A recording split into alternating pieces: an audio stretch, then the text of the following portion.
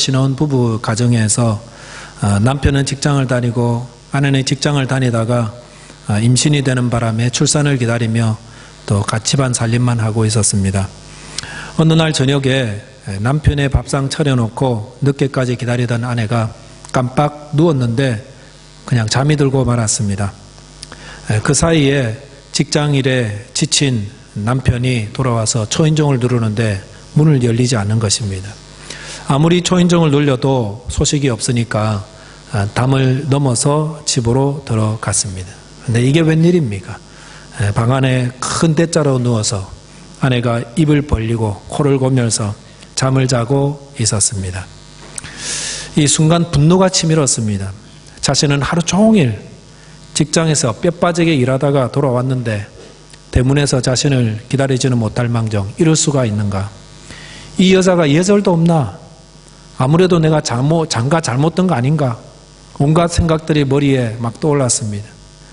홧김에 욕이나 퍼붓고 집을 나가버릴까 하는 생각을 하다가 둘러보니까 한 곳에 밥상이 있더라는 것입니다. 밥상에 보자기를 다 들어보니까 정성스레 차려진 밥과 반찬이 가지런히 놓여 있었습니다. 이 순간 남편의 마음이 누그러졌습니다. 하루 종일 무거운 몸으로 집안일 하느라 짬짬이 재봉틀일 하느라 잠시 쉴 사이도 없이 아마 자신을 기다리다가 피곤한 김에 잠이 들었던 것 같습니다. 만삭이 된 아내가 어디 아픈 건 아닌가 해가지고 이마에 손을 얹는 순간 아내는 깜짝 놀라며 일어났고 여보 미안해 저녁상 차려놓고 당신 기다리다가 잠이 들어버렸어 미안하다면서 눈물을 글썽이다가 남편에게 안겨서 펑펑 울어버리고 말았습니다. 남편이 아내에게 어디 아프냐고 하루 종일 무거운 몸으로 수고했다고 아내의 눈물을 닦아주고 함께 저녁을 먹으면서 먼저 저녁 먹지 왜 기다렸느냐. 그러니까 또 아내는 또 직장에 무슨 일 없었느냐고 수고했다면서 서로 주고받으면서 저녁 식사를 하다가 남편은 남편대로 아내는 아내대로 그날 하루의 모든 피곤이 다 사라지고 다음 날을 위하여 잠자리에 들었다라는 그런 일화가 있습니다. 가정의 행복이라는 것이 참 사소한 데 있지 않습니까? 말 한마디 조금만 참아주고 배려해주면은 참 가정이 천국이 될 수가 있습니다. 한순간에 지옥이 될 수도 있고 또 천국이 될 수 있는 곳이 가정이 아니겠습니까? 여러분은 어떤 가정에서 살기를 바라시고 어떤 가정이 되기를 바라십니까?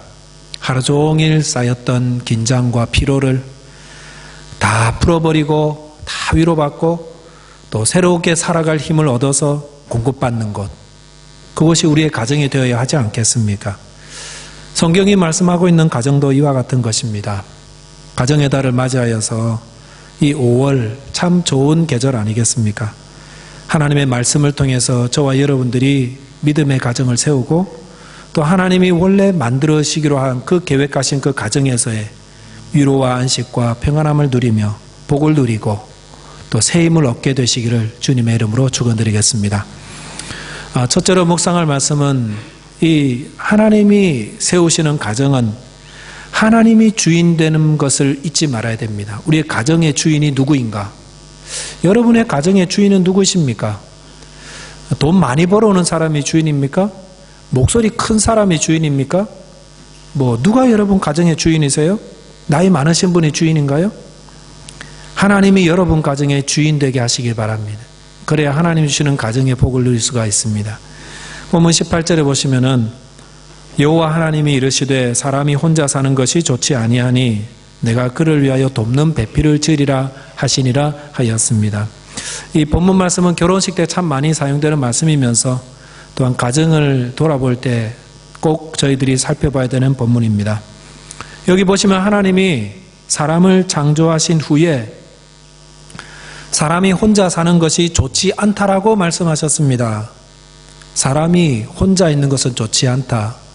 이것은 무엇을 말하지요? 사람은 사회적 존재로 만들어졌다라는 것입니다. 사회적 존재.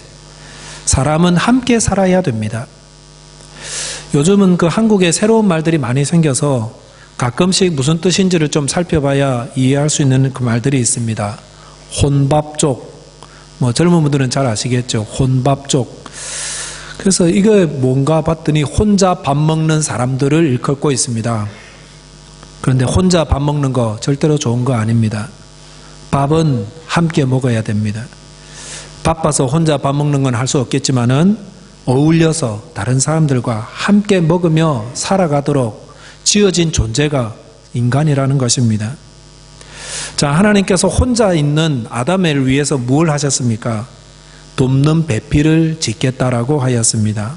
그래서 21절에 보시면은 아담의 갈빗대를 취하여 하와를 만드시고 22절에서는 이 하와를 아담에게로 이끌어와서 가정을 이루게 가정 안에서 살게 하셨습니다. 하나님은 저와 여러분이 어떻게 살기를 바라십니까? 혼자 사는 거 바라지 않습니다. 배우자를 만나서 또 가정을 이루고 그 안에서 살기를 바라신다라는 것입니다. 가정 안에서 살기를 바라시는 것, 그것이 하나님의 뜻입니다. 그래서 가정은 누가 만들었습니까? 하나님이 만드신 것입니다. 우리 가정의 목적이 무엇이겠습니까? 하나님이 왜 가정을 만드셨습니까? 사람이 홀로 사는 것이 보기 좋지 못하니까. 홀로 사는 것, 외로움이죠. 사람이 가정을 이루고 살아가는 가장 중요한 목적은 외로움 때문입니다. 가정엔 여러 가지 기능이 있겠지만은 가장 중요한 것은 외로움을 만져주는 곳이 되어야 됩니다. 여러분의 가정은 어떻습니까? 가정에서 외로움이 해결되지 않으면 그것은 바른 가정의 모습이 아닙니다. 그래서 우리의 가정은 가족들이 와서 외로움이 해소되고 있는지를 보셔야 합니다. 밥 먹여주고 잠재워줬으면 됐지 뭘 더 바래?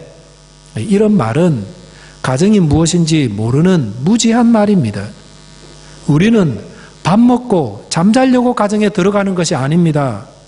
물론 그런 것도 중요하지요. 한 끼 밥을 먹고 잠자는 것도 중요하지만은 초라한 밥을 먹어도 외로움이 해소되는 밥을 먹어야 되는 거고요.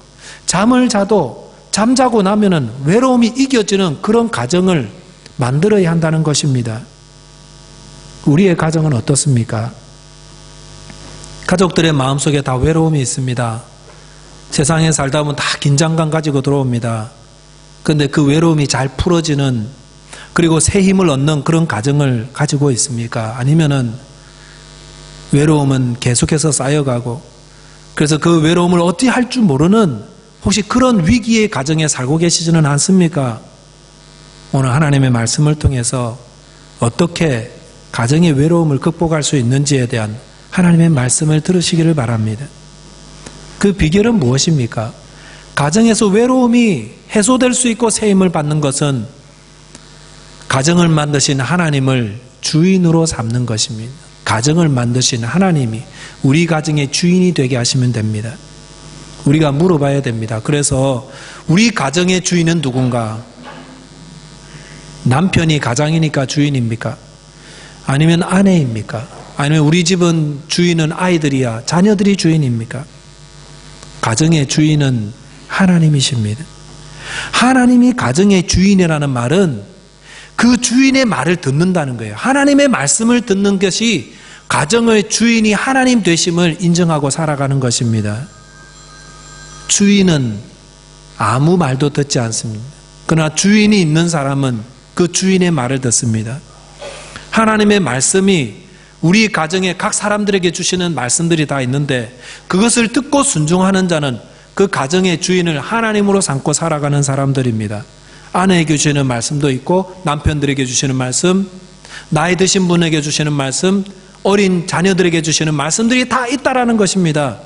그래서 그 말씀을 잘 듣고 순종하면 하나님이 주시는 가정이 되고 그 가정을 통해서 외로움과 모든 긴장이 풀려지고 새 힘을 얻게 되는 것입니다.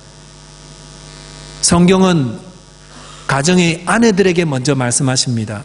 아내들에게 먼저 말씀하는 이유는 아마도 교회 내에 여자분들이 월등히 좀 많았지 않았는가라고 생각이 듭니다.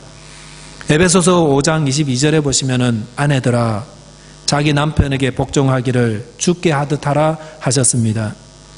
아내된 성도 여러분, 남편들에게 복종하시기 바랍니다. 하나님이 세워주신 가정에서 복을 누리고 위로받고 안식하기 원하신다면 남편들에게 복종하시기 바랍니다. 어떻게 복종합니까? 주님께 복종하듯 남편에게 복종하십시오. 아브라함의 아내 사라가 남편을 주님으로 섬겼습니다. 이 말씀을 듣고 마음으로 아멘하며 순종하는 분들은 하나님을 나의 가정의 주인으로 삼는 분이요, 하나님이 세워주신 그 가정에서 하나님이 주는 위로와 안식의 복을 누릴 줄 믿습니다. 그러면 남편들은 어떻게 하라고 그랬습니까? 에베소서 5장 25절 말씀에서 남편들아 아내 사랑하기를 그리스도께서 교회를 사랑하시고 그 교회를 위하여 자신을 주신 같이 하라 말씀하셨습니다. 이것은 교회와 그리스도의 관계를 설명하는 것이 아니라 남편에게 주시는 말씀입니다. 가정에서 남편들을 어떻게 하라고 했습니까? 아내를 사랑하라 하였습니다. 남편 되신 성도 여러분, 아내를 사랑하시기 바랍니다. 어떻게 사랑하라고요? 주님께서 교회를 위해 자신의 목숨을 내어 주셨듯이 아내를 사랑하라 하십니다. 이 말씀에 아마 대부분의 남자분들은 당당하게 나는 아내를 사랑합니다라고 대답할 것입니다. 일부 예배 때도 그랬습니다. 그런데 왜 가정은 행복하지 않습니까? 저는 남편이지만 우리 남편들이 성경을 좀 자세히 볼 필요가 있습니다. 골로새서에 보시면 동일한 말씀이 나옵니다. 좀 구체적으로 나오지요. 골로새서 3장 19절 말씀에 보면은 남편들아 아내를 사랑하며 괴롭게 하지 말라. 여기 보시면 남편들아 아내를 사랑하라 하였습니다. 그런 후에 사랑하며 괴롭게 하지 말라 하였습니다. 사랑하는데 괴롭다는 겁니다. 이게 뭡니까? 사랑은 하는데 사랑을 받는 사람이 괴롭습니다. 이게 스토커죠, 스토커. 스토커는요, 알죠? 쫓아다니면서 전화하고 늘 지켜보고 있고 사랑한다고 문자 보내고. 스토커는요, 사랑으로 충만합니다. 관심이 너무 많습니다. 근데 너무 무섭습니다. 너무 괴롭습니다. 왜 그렇습니까? 첫째, 말이 통하지 않습니다. 저 따라오지 마세요. 전화하지 마세요. 해도요, 말 안 통합니다. 그리고 둘째, 자기 식대로 사랑합니다. 내 식대로 사랑하는 거, 이게 문제라는 겁니다. 내 식대로. 남편들은 성도 여러분, 자기 식대로 사랑하지 마시기 바랍니다. 이게 다 너를 위해서 하는 일이야. 제발 좀 멈춰주세요. 그러면 괴로워요. 자기 식대로 사랑하면. 그렇게 사랑하면 아내가 힘들고 자녀들이 힘듭니다. 사랑은 괴롭게 하지 않습니다. 폭력을 쓰지 마십시오. 내가 아내를 사랑하고 있다면 정말 사랑을 받는 그 아내는 행복하고 즐겁습니다. 그걸 보셔야 됩니다. 남편들은 얼마나 열심히 일합니까? 그런데 이렇게 일했으니까 내가 할 일 다 했다, 이러시면 안 됩니다. 조금 더 신경을 쓰시기 바랍니다. 아내가 무엇을 좋아하고 무엇을 가장 많이 생각하는지를 들어보셔야 됩니다. 그리고 다른 여자들 보면 안 됩니다. 자기 아내만을 사랑하고 내 식대로 사랑하지 말아야 됩니다. 물론 저는 이 시간 남편과 아내에 대한 예만 들었습니다. 그러나 우리의 가정을 통해서 외로움이 해소되려면은 가정의 주인이 하나님이 되셔야 됩니다. 그리고 주인 되신 그분의 말씀을 가정의 가족들이 한 분 한 분씩 그걸 듣고 순종하게 된다면 그 가정은 하나님이 주시는 복을 주십니다. 자녀들은 어떻게 하라고 그랬다고요? 부모의 말씀에 온전히 순종하고 따라야 되고, 부모들은 어떻게 자녀들을 윽박지르거나 분노하게 만들지 말고 주님의 교훈으로 훈계하라고 하였습니다.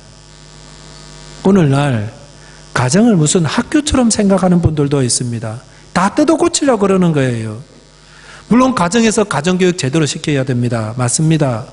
그렇지만 뭐가 우선이 돼야 됩니까? 외로움을 만져주면서 교육해야 한다는 것입니다. 그런데 교육한다 하면서 마음에 상처를 주고 완전히 그냥 상처 입혀서 다 때려 눕힌 다음에 교육하고 바꾸려고 한다면 아닙니다. 가정은 학교이기 이전에 안식과 위로를 받는 병원과 같은 곳이 되어야 됩니다. 병원 얼마나 좋습니까? 병원에 가시면은 다 받아주시잖아요. 치료가 되잖아요. 가정에서 외로움이 해소되려면 어떻게 해야 됩니까? 하나님을 주인 삼으시기 바랍니다. 하나님이 주인 되게 하십시오. 아내된 성도 여러분, 남편들 많이 부족하지요? 비난하고 정죄하려고 하지 마시고, 무능하다고 원망하지 마시고, 남편에게 복종하시기 바랍니다.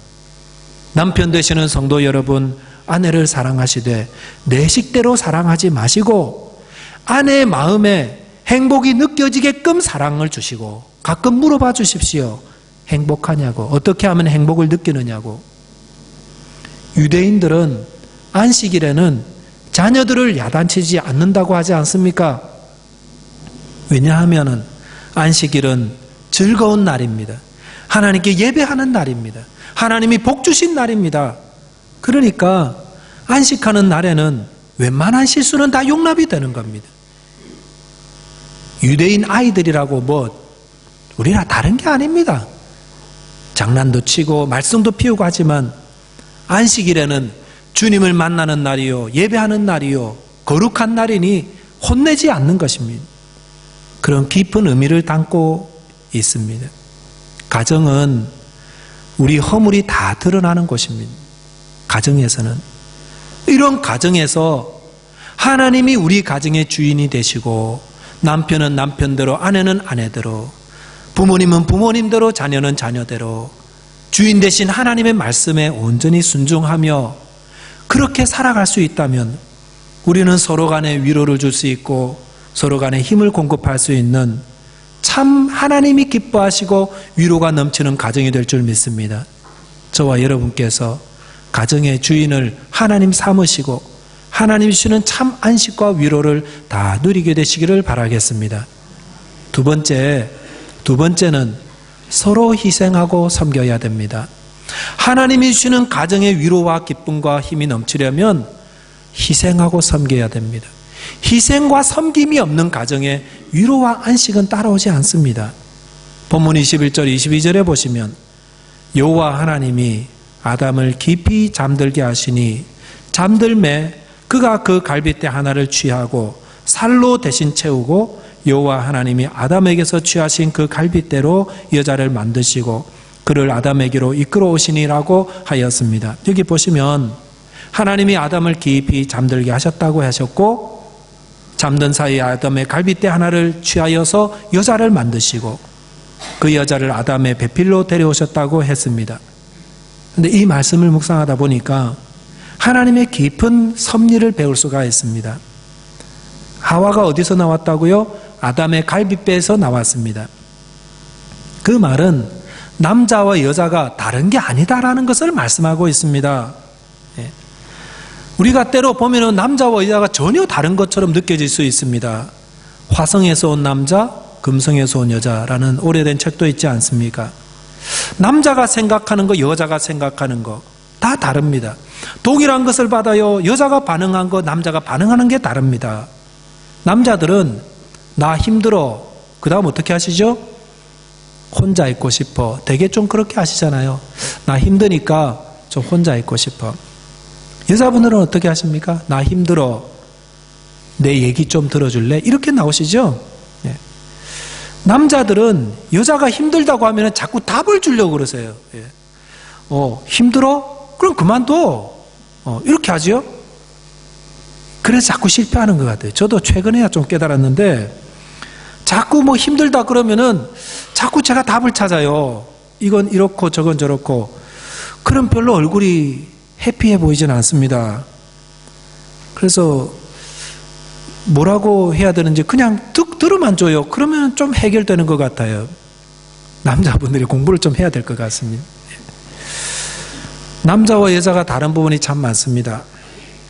그래서 전혀 다른 화성과 금성에서 왔다라고까지 말하지 않겠습니까? 자, 그런데 이렇게 서로 다르다 할지라도 남자와 여자가 이질적인 존재는 아닙니다. 하와는 어디에서 나왔습니까? 아담에게서 나왔습니다. 같은 재료에서 나왔어요. 같은 재료에서. 남자와 여자가 이질적인 것처럼 보여도 실상은 하나입니다. 남편도 아내도 가정에서 뭘 원하죠? 외로움이 해소되기를 바랍니다. 참 행복과 안식을 누리고 싶어 합니다. 남편과 아내 사이에 전혀 대화가 이루어지지 않을 때도 있고, 때로는 전혀 잊을 것처럼 이질적으로 느껴질 때도 있겠지만은, 가정에서 고통받을 때는 똑같이 아픕니다. 똑같이 고통당하고 있습니다. 하나님께서 하와를 만드실 때 왜 다른 흙으로 만들 수 있었는데 왜 그렇게 하지 않았을까요? 정말 그러면은요, 우리 남자 여자는 다 다른 거예요. 다른 흙으로 만들었으니까. 뭐 진흙으로 만들기도 하고, 혹은 뭐 모래흙으로 만들기도, 그렇게도 할 수 있지만, 하와를 만드실 때에 아담의 뼈에서 만드셨습니다. 그런데 아담으로 볼 때는 갈비뼈 하나를 잃어야 했었습니다. 누구를 얻기 위해서? 하와를 얻기 위해서. 갈비뼈 하나를 잃었더니 누구를 얻었습니까? 그의 일생을 풍요롭게 할 배우자를 얻게 되었습니다. 여기 하나님이 주시는 귀한 행복의 비결이 있습니다. 그것은 갈비뼈 하나를 잃고 배우자를 얻으라라는 것입니다. 갈비뼈 하나 없는 게 얼마나 큰 손실입니까? 그러나 그것을 잃고 아담은 무엇을 얻었습니까? 하와를 얻었습니다. 아담이 갈비뼈가 온전히 차 있을 때는 불완전했습니다. 하나님 보시기에 좋지 않았습니다. 그러나 갈비뼈 하나를 내어주자 아담은 하와를 얻게 되었고, 그리고 완전한 자가 되었습니다. 내 것을 잃지 않고 완전한 자로 살아갈 수 있는 사람은 없습니다. 희생이 있어야 되고 섬김이 있어야 되고 자기를 내어줄 때에 온전한 삶을 살아가게 되는 것입니다. 그래서 행복한 가정에 뭐가 있습니까? 희생이 있고 섬김이 있고 자기 갈비뼈를 내어줌이 있다라는 것입니다. 하나님의 아들 예수 그리스도께서 스스로 약하게 되셨고 스스로 섬김의 자리에 가셨고, 그래서 온전케 되지 않았습니까? 빌립보서 2장 6절 7절 8절에 그는 근본 하나님의 본체시나 하나님과 동등됨을 취할 것으로 여기지 않으시고, 내가 남편인데 내가 아내인데 내가 이 가정에 이렇게 대우받아야 되는데 라고 생각하는 순간 가정의 행복은 깨어지는 것입니다. 자기의 동등, 그것을 받아 누릴 자격이 있다고 생각하는 순간 가정은 어려움에 처합니다. 예수님 보십시오. 자기를 비워 종의 형체를 가지사 사람들과 같이 되셨고 사람의 모양으로 나타나사 자기를 낮추시고 죽기까지 복종하시니 그 십자가에 죽으심이라. 그리고 났더니 2장 9절에 이름으로 하나님이 그를 지극히 높여 모든 이름 위에 뛰어난 이름을 주셨다라고 하지 않습니까? 예수님이 자기를 낮추시고 십자가에서 죽는 희생 제물이 되기까지 희생과 섬김의 삶을 사시자 그 다음에는 부활하신 후에 영광과 존귀함을 얻었습니다. 성도 여러분, 자기 갈비뼈를 내어놓으면 더 큰 행복을 주십니다. 갈비뼈 내어놓을 때 아팠을까요?